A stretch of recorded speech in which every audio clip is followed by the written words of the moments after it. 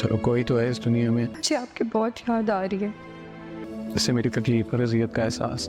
میں نے آپ لوگوں کی ضد مان تو لی ہے،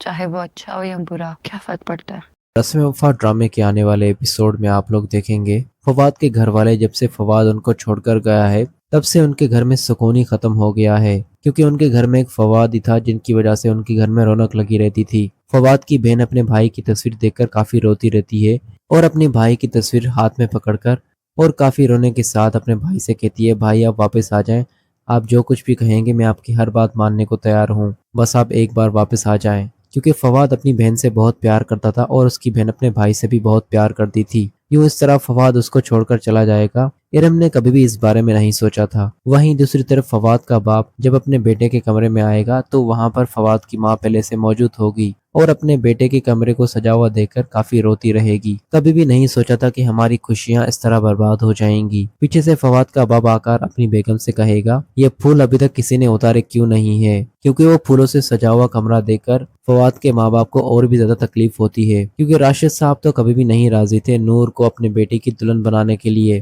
لیکن وہ مجبوری کے تحت راضی ہوئے تھے تاکہ ان کا بیٹا ان سے خفا نہ ہو اور ان کا بیٹا ان سے بات کرنے لگے. لیکن راشد صاحب کو یہ معلوم نہیں تھا کہ ان کا بیٹا ہمیشہ کے لیے انہیں چھوڑ کر چلا جائے گا، اور راشد صاحب نے اپنی ضد اسی لیے چھوڑی تاکہ ان کا بیٹا شادی کر کے اور اپنے باپ کی ہر بات مانے. لیکن راشد صاحب کو اس کا بیٹا اس طرح چھوڑ کر چلا جائے گا اس بات کا یقین راشد صاحب کو ابھی تک نہیں آ رہا. وہیں دوسری طرف اسامہ بھی کافی پریشان ہے کیونکہ اس کے اوپر دو باتوں کا الزام لگ چکا ہے. ایک تو اس کی نادانی کی وجہ سے فواد چلا گیا اور دوسری طرف اپنی نادانیوں کی وجہ سے اس نے نور کی خوشیاں برباد کر دی.